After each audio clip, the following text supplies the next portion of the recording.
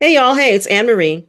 And I've got a question that's been weighing on my mind heavily quite a bit of late, so I'm gonna ask it here. Are we still minding our business or not? Now, I know the phrase minding your business has been a rallying cry for many of us, and it's been about protecting our peace, staying out of drama, focusing on our own lanes. And I still believe in that. I believe in it very strongly. But in 2025, I think we need to get really clear on what we mean when we say our business, quote unquote. Because if the world is on fire, what part of that ain't our business? So let's talk about what we mean by minding our business right now, 6 months into 2025, especially for those of you who are still in the United States of America.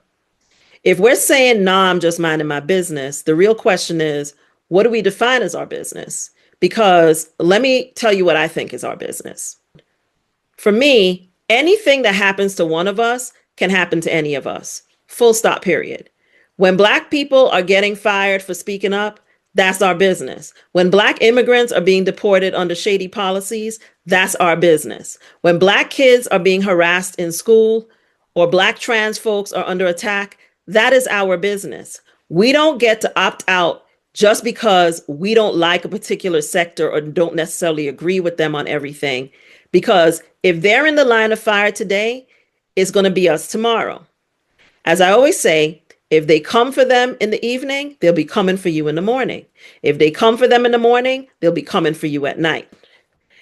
And let me just be very clear, in case you haven't been paying attention. When it comes to the current regime in the White House and running the government in the United States of America, they don't care where your ancestors were born. They don't care how long they were in on US soil. They do not care whether it be slave ship, cruise ship, or scholarship. All they care about is that you're Black. So if you're still sitting there thinking you're safe because you're African and not African American, or you're safe because you're from the Caribbean and not ADOS, or you're safe because you spend all your free time seeking white proximity, think again, because they don't care. When they look at you, they only see one thing. So the division that is being sown via social media across our communities, that false sense of distance is killing us. And when we stay divided, they win every single time. And they know this. That is why you're seeing all of this content coming at you all the time about diaspora wars. Every time I open up TikTok, the first thing that comes up in my feed is one of these kinds of content with these kinds of messages. Because if we are divided, they will win. If we are divided, they stay in power and they know it. So, yes, we got to mind our business, but we also have to make sure that minding our business includes watching each other's backs. Because my business includes my community. And when I say my community, I mean the Black community. And I don't care which sector of the Black community you come from. At work, at play, at the polls, in the streets, we have to have each other's back. Now is a time where we have to mind our business strategically and intentionally. That means checking on each other, mentoring each other, having each other's backs at work, sharing information with each other, lending support to each other, giving each other grace, correcting each other, but with love, and protecting each other with fire if necessary. We have to see each other. We really have to see each other, and we have to act like it matters because it does. If you are Black, you are mine and I am yours. And that's how we survive in this moment. So, yes, in my opinion, we got to keep minding our business, but we have to make sure we understand what our business really is. Because if we don't start acting like all of this is our business, we are not going to make it. Let me know in the comments what you think is our business. Please govern yourself appropriately because y'all know there's no democracy in my comment section. I will not tolerate anybody attacking anybody else, especially those of us in the Black community. Because as I said before, we have to be in community with each other now if we want to survive. And so if you're looking for community, this is the right place. If you are not, and you are a nativist, this is not the right place for you. Because right now we have to be building knowledge and trying to protect our community holistically if we intend to survive what is going on, especially in the United States of America. I have really noticed that there is a spirit of nativism that is not just sweeping the United States of America, but it's cropping up everywhere. I recently watched a video and read a article about the recent elections in Japan, and a party that probably didn't even exist 10 years ago won a lot more seats than anybody expected because they are carrying the same anti-immigrant MAGA type message, Japan first message, anti-immigrant message. And it started, they said the party started on TikTok. So this this nativist type of thinking and xenophobic thinking, it's sweeping the globe right now, and it's really concerning to me, as people try to all go into their corners and everybody's just us against them. And I really believe social media is a breeding ground for that.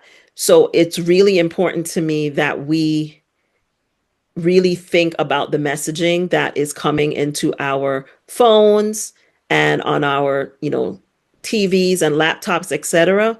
And always ask yourself, is this intended to divide or is it intended to bring people together? Because the reality is division gets the most clicks, anger gets the most clicks, but does it really serve us?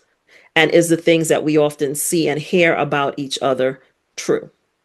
So I really wanted to say this because I've really been thinking a lot about this, as you know, and I started thinking about it in the context of what does it mean to mind our business right now, 6 months into this hellscape that seems to have no end. No, it's only been 6 months. It feels like it's been longer than that, but it's only been 6 months. So if we want to survive what is happening, we have to take a more critical thinking approach about how we think about it. So I hope these thoughts that I shared with you have been helpful. I'm sure you will share with me what you think in the comments. I just think this is a really important thing for us to keep top of mind every single day. As I shared before, I am working on putting together a critical thinking seminar, and I'm actively working with that, and I'll share more about it. I will be sharing a lot of this information and gathering comments for putting that together, as well as some other things that I'm working on in my anti-HR membership community. So if you're not a member of that community, I suggest that you consider joining, because I'm going to be talking a lot of these things in there more so than here, because like I said before, these platforms don't belong to us. And I think a lot about what I say on here for that reason. If you are not a subscriber, please do subscribe, because I will be announcing a lot of these things first to subscribers and, first to my members and then to subscribers. And they will be getting the invites first, especially to the critical thinking seminar and some other things I'm working on. So if you are not a subscriber, please subscribe. If you would like to support my work, joining the membership community is a great way to do that. I try to keep a lot of these things free if I can, and I'm working on figuring out how I'm going to do this seminar and keep it either free or low cost. I am talking to presenters right now, and so we'll figure that out and I'll let you guys know. But like I said, I'll be sharing that more in the anti-HR community. If you are having issues at work, please feel free to sign up on my website for discovery calls so we can talk about it. I cannot overemphasize how important I think it is that if you believe that you are being discriminated against at work and you want to leave, that you start mapping your exit immediately. Like I say, right now, discrimination is illegal. I don't know how long that's going to continue to be the case. And even if it continues to be the case, if, the federal government decides not to enforce the law, then it doesn't really matter if the law is on the books, if they're not going to enforce it. So while they are still enforcing some of these things to a certain extent, now's the time to understand your workplace rights, to document carefully the issues in your workplace, and to use those things as leverage to get out if you need to. So if you don't understand your workplace rights, grab the roadmap to understand your workplace rights. It will be linked to this video. If you do feel that something is not right in your workplace, please make sure you're documenting it. Grab the journal and start working on that if you have not already. That will be linked to this video. And if you're not sure, please book a discovery call and discuss it with me. The time to act is now, not later. I hope this video was helpful. I hope we will all stay aware, stay intentional, and stick together. And I will see you guys in the next video. P.S. If you enjoyed this video, please take a moment and hit the like button, subscribe, comment, but do so constructively. I'll see you guys in the next video. Bye.